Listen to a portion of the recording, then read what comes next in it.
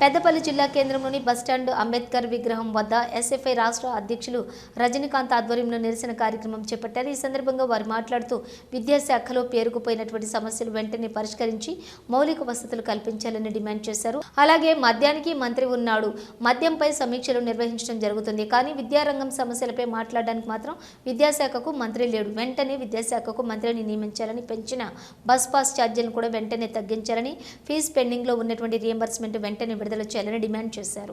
ఈ కార్యక్రమంలోని ఎస్ఎఫ్ఐ రాష్ట్ర జిల్లా నాయకులు పాల్గొన్నారు।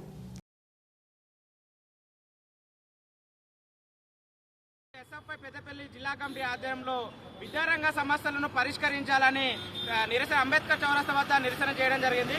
ఈ తెలంగాణ రాష్ట్రంలో ఉన్న విద్యారంగ సమస్యలను పరిష్కరించడంలో ఈ రాష్ట్ర ప్రభుత్వం ఈరోజు పూర్తిగా విఫలమైంది। ఈరోజు సంవత్సరన్నర కాలం మీద పూర్తయిన కూడా ఈ రాష్ట్రంలో ఈరోజు అనేక శాఖలకు మంత్రులు ఉన్నా, నిన్నటికి ఉన్న ఈరోజు అనేక శాఖలకు మంత్రులు కేటాయించినా కూడా ఈ రాష్ట్రంలో ఉన్న విద్యాశాఖకు ఈరోజు మంత్రి లేని పరిస్థితి తెలంగాణ రాష్ట్రంలో ఉంది। ఈరోజు మందుకు మంత్రి ఉన్నాడు, మందు పైన సమీక్ష చేస్తున్నారు, కానీ ఈ రాష్ట్రంలో విద్యా వ్యవస్థ బాగుపడాలంటే ఈరోజు ఉన్నత స్థాయిలో విద్యార్థులు ముందుకెళ్లాలంటే కనీసం విద్యారంగ సమస్యల సమీక్ష చేద్దామంటే మంత్రి లేని దుస్థితి తెలంగాణ రాష్ట్రంలో ఉంది।